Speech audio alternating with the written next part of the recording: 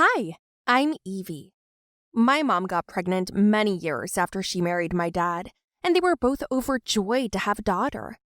My parents were anxiously awaiting my birth, but at the maternity hospital, they were told that I was too young.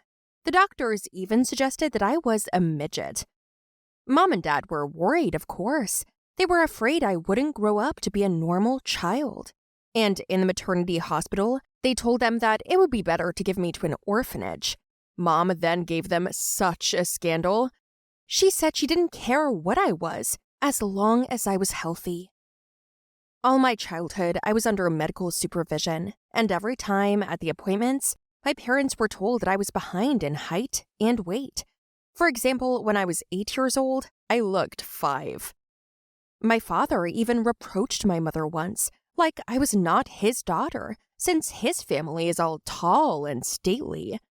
So there was a scolding. Mom started yelling at Dad, throwing things at him, and in the end, she packed his things and kicked him out of the house. I never saw Dad again. But my mother tried to give me everything she could, and she was always on my side. I remember one day a friend of Mom's invited us to her daughter's birthday party. It was a cool party. Pony, clown, balloons, fireworks, and everything. When we got to the party, though, the kids started teasing me, telling me I was a schmuck and undergrown. It was very offensive. My mom always said I shouldn't let others hurt me, so I decided it was time to fight back. I jumped on those nasty kids, and a fight broke out. Then my mom got into a fight with her friend over me, and she never spoke to her again.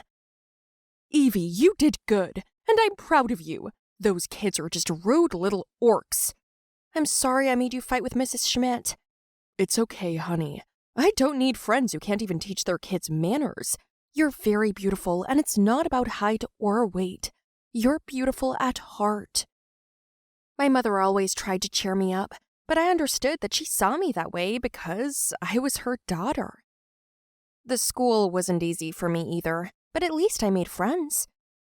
Millie is my best friend, except she's a whole 2 heads taller than I am, and when I talk to her, I get 2 steps taller. Otherwise, my neck starts hurting. I'm always looking up. Evie, I wish I was as small as you. Well, what for? I can't even get anything off the shelf properly. I have to put a stool down. At least they don't call you a bobblehead and an overgrowth. Do you think I'm better off as an undergrowth? We always laughed about it. It was funny to look at us when we were walking next to each other. It was a kind of Shaquille O'Neal and a midget. Millie and I were inseparable, though. We did everything together. My friend was on the high school girls' basketball team, and I went to all her competitions. One day, they were playing against a team from the neighboring school, so as usual, I went along to support Millie. The whole game, I was shouting encouraging slogans and yelled when my friend hit the hoop. In fact, I thought my screams could be heard in the neighboring streets. After the tournament, I ran up to Millie, congratulated her on her victory, and hugged her. And then I heard a strange laugh from the side. Turning my head, I saw a tall, handsome guy with a snow-white smile. Millie followed my gaze and whispered in my ear, "That's Jake. He's from our rival school." What is he laughing about? Nothing. It's just you guys look funny, especially when you're hugging. What do you think this is? A circus? Get out of here. Quiet, Evie. I'm sorry, Jake. You just hurt my friend. You better keep your chihuahua on a leash and a muzzle. She might bite somebody. Who are you, you jerk? Millie put her hand over my mouth and quickly led me away to the locker room. What are you? He's an ill-mannered jackass who needs to be put in his place. Evie, calm down. He's the girls' favorite around here. If they hear you talking to him, they're going to be very unhappy. What a bore. He freaks me out. You know, he's not a bad guy. He's just got a different sense of humor. Yeah, a humiliating one. And Millie was right. It didn't take too long for the local girls to show up. As we exited the building, someone upstairs yelled at my friend, and at that moment, I saw a flower pot flying at us. I pushed Millie away, but I knew I wouldn't be able to bounce back in time for myself. Then I felt this weight on me. What was it? I opened my eyes to see Jake lying on top of me. There was a big bump on his head.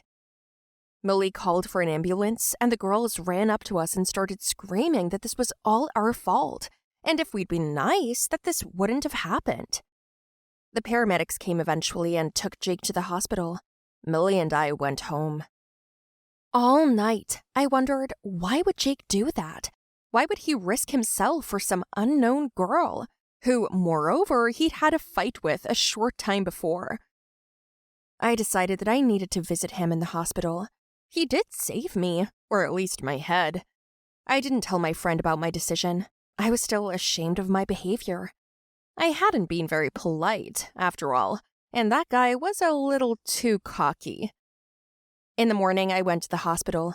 When I opened the door of the room, I saw that Jake was already sitting up in bed, chatting nicely with a young nurse. What a sly and self-righteous type. I coughed to be noticed. Jake turned his head in my direction and immediately cringed in pain. Hey, you're feeling much better, aren't you? I'm glad. Hi, yeah, I feel better. But still, it feels like a flower pot fell on me. So, still managing to make jokes, huh? Thanks for saving us. Thanks to you, Millie and I didn't get hurt. Come on, there's nothing heroic about that. Besides, if that pot had fallen on you, it would have crushed you. You wouldn't have gotten away with just a bump. I was ready to get angry, but I realized that he was joking with me in a good way. There was nothing offensive in what he said. In some moments, he was even nice. Ugh, what was I talking about? I must have hit my head when I fell too. We chatted some more. I left him the fruit I'd brought and went back to school. In class, Millie asked why we didn't go together today. For some reason, I just didn't want to tell her about my visit with Jake, so I just told her I had something else to do. I didn't go see Jake anymore, but I thought about him all the time. And a few days later, as we were leaving school, I heard the girls discussing someone. Oh, he's so cool. Look, he's not from our school. He must have come to see his girlfriend. How I envy her. I began to look around to see what kind of Apollo had stirred up the whole school. And what was my surprise when I saw Jake? He noticed me and waved. What do you want here? Wow, weren't you taught to say hello, rude girl? Hello, I muttered. Thank you. I'm fine. My head doesn't hurt at all anymore. I see. You're sure you feel all right? I said, but my conscience took over. Yeah, well, we need to talk. Let's go for a walk. We went to the park, and Jake told me that the girls at his school were out for revenge. They think it's my fault their favorite boy got hurt. He immediately warned me to be careful. That was so nice of him. We exchanged phone numbers, and in case there was a problem, he told me to call him. From that day on, we started texting each other. Jake turned out to be a very nice and interesting guy. It was strange that I hadn't wanted to notice that before. Every day we got closer. We even went for walks and went to the movies together. I told Millie that Jake was courting me. She had a weird reaction to that. She started reminding me that I'd said mean things about him and that I was pissed off at him. Millie, who was always kind and reserved, was against my talking to him. She always said that he would only get me into trouble. Because of this, my friend and I fought a lot and started to talk less. One day I came to school and realized everyone was looking at me and laughing. I couldn't understand what was wrong. I looked around from head to toe, but my clothes were fine. As I walked down the hall, I could feel the stares on me. And then I saw it. There was a picture of me hanging on the door of my locker. What do I mean, a picture? More like a photoshopped picture. Of a girl with my face and in her underwear hugging 3 guys. Damn, I've never felt so humiliated. I ran out of school in tears. My legs were just carrying me. I couldn't even see where I was going, and I didn't know why. I just wanted the shame to stop. Then my phone rang. It was Jake. Evie, where are you? Are you all right? We need to talk. Get me out of here.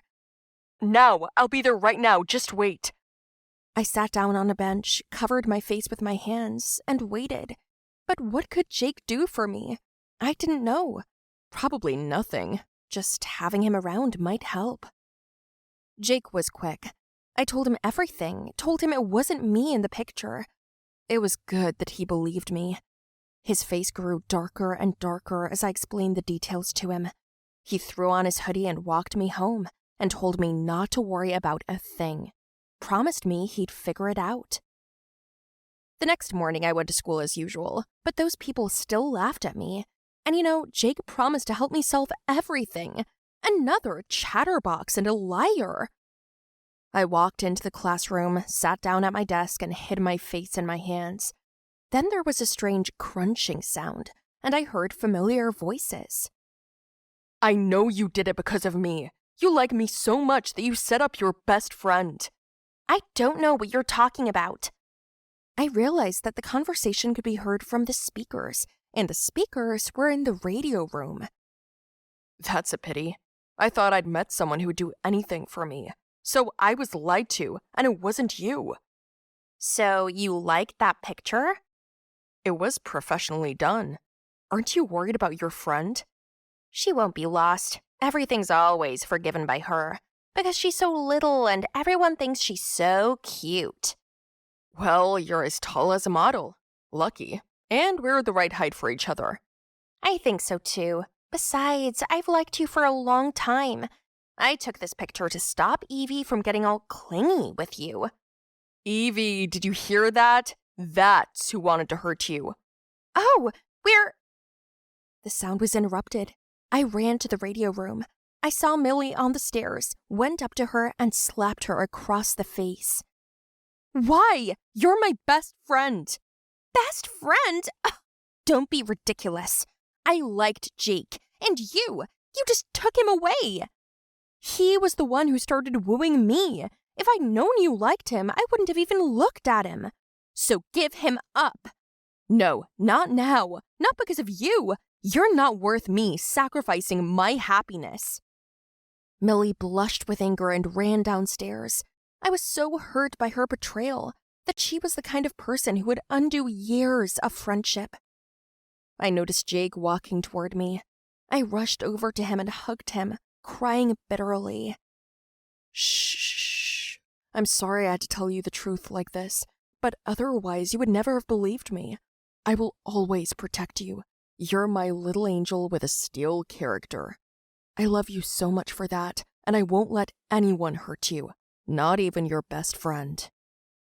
Tell me, guys, did you like my story? Write your opinion about it in the comments below the video. Don't forget to like it, share the video with your friends, and subscribe to the channel.